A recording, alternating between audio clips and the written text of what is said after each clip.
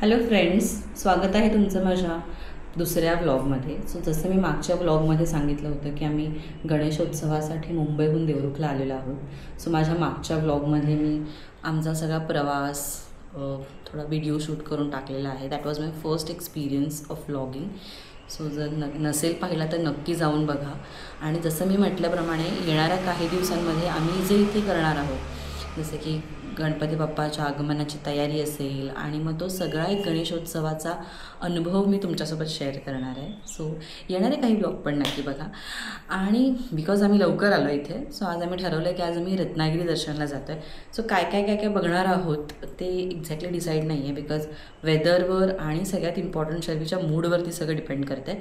So probably Ganpatipule आणि nearby जी काही सुंदर सुंदर लोकेशन्स आहेत रत्नागिरीमधली, ती आम्ही बघणार आहोत. आणि मग त्यातून काही मस्त क्षण मी तुमच्यासोबत शेअर करेन. सो ही व्हिडिओ नक्की बघा.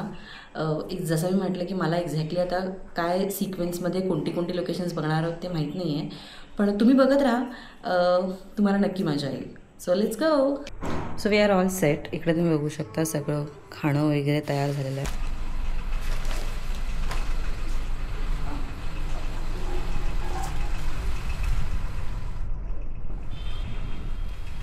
गणपती बाप्पा मोरया.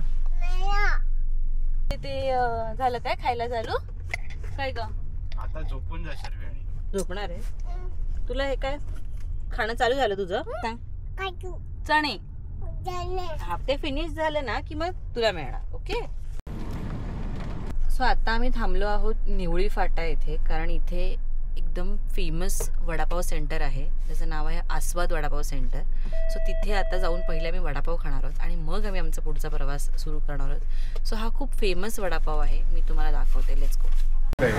अच्छा. आल्यानंतर निवडीमध्ये आल्यानंतर कोणी हा आस्वादचा वडा खाल्ला नाही असा होतच नाही. त्यामुळे अतिशय चविष्ट आणि इतकी चटणी आणि मिरची एकदम बेस्ट.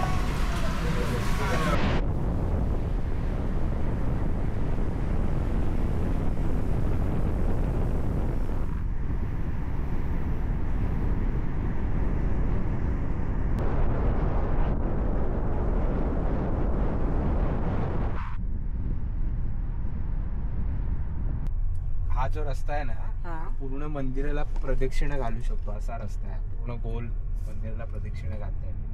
अच्छा. हे डोंगराला पूर्ण डोंगराला ओके. खूप मोठा आहे.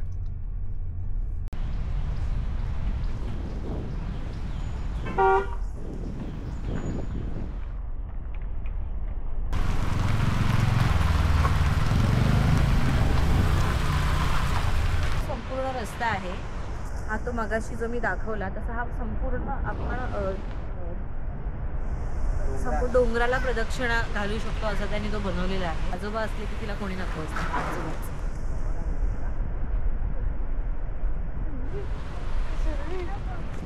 कोण आहे शर्वी? हम्मा कुठे आहे? कुठे दिसते तुला हम्मा बाबू? ती बरी. अच्छा. कुठे हम्मा? कुठे कुठे दाखव.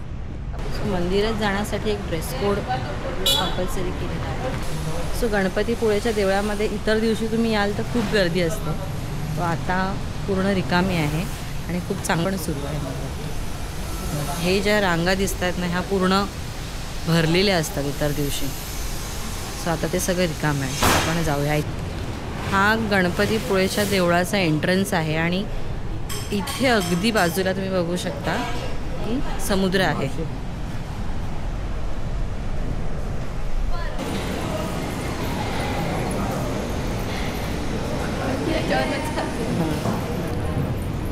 आता आम्ही गणपती बाप्पाच्या गाभाऱ्यामध्ये जातो. तिथे फोटोशूट करणं अलाउड नाही आहे. सो हे मी इथपर्यंतच शूट करू शकते.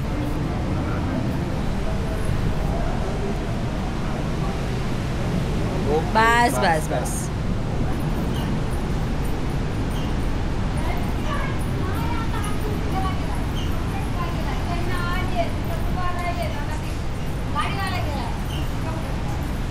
मंदिराची खासियत म्हणजे समुद्रकिनारा अगदी मंदिराच्या शेजारी आहे. मंदिराविषयी सांगायचं म्हणजे हे मंदिर साधारणपणे 400 वर्ष जुनं मानलं जातं. असं सांगितलं जातं की एका गणेश भक्ताला स्वप्नात गणरायाने दर्शन दिलं आणि सकाळी उठल्यावर त्याला ही स्वयंभू मूर्ती वाळूतून प्रकट झालेली दिसली.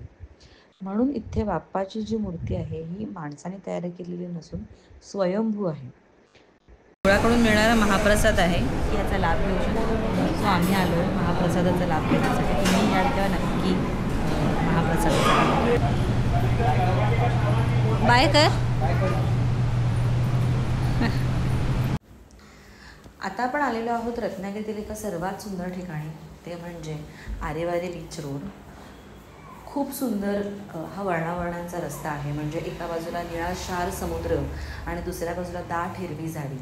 आणि ह्या जागेची खासियत म्हणजे इथे एक असा पायऱ्यांचा रस्ता बनवलेला आहे जो डिरेक्टली तुम्हाला बीचवर घेऊन जातो. सो तुम्ही ह्या रस्त्यावरून जशा पायऱ्यांवरून खाली खाली खाली उतरता तेव्हा असं वाटतं की समुद्र तुम्हाला आपल्या कवेत घेतो आहे की काय. म्हणजे इतकं सुंदर व्ह्यू आहे इथला. सो शूटसाठी, फोटोजसाठी, व्हिडिओजसाठी एकदम परफेक्ट प्लेस आहे. त्याहीपेक्षा जास्त की ते बघण्यात जो काही आनंद आहे, म्हणजे मला तरी खूप आवडतो. मी इथे बसले होते शर्मिला घेऊन आणि तो अनुभव आम्ही घेतला आहे. तर यू ऑल्सो मस्ट ट्राय दिस. स्वतः आपण आलेलो आहोत रत्नदुर्ग किल्ल्यावरती. ती देवीचं असं एक देऊळ आहे. शिवाजी महाराजांचे आरमार प्रमुख दर्या सारंग कान्होजी आंग्रे हे स्मारक आहे. हा आमच्या रत्नागिरी ट्रिपचा शेवटचा स्पॉट होता. ही व्हिडिओ मी आता इथेच एंड करते आहे. तुम्हाला हा व्हिडिओ आवडला असेल तर नक्की लाईक करा. तुम्हाला हा व्हिडिओ कसा वाटला किंवा तुम्हाला रत्नागिरीमधला कोणता स्पॉट आवडतो किंवा तुमची कोणती रत्नागिरी ट्रिपमधली एखादी आठवण असेल तर कॉमेंट्समध्ये मला नक्की कळवा. तुमच्या प्रतिक्रिया मला वाचायला खूप खूप आवडतात. आणि आत्तापर्यंत सबस्क्राईब केलं नसेल तर सगळ्यात महत्त्वाचं सबस्क्राईब करायला विसरू नका. आणि आपण भेटूया पुढच्या ब्लॉगमध्ये. Bye bye.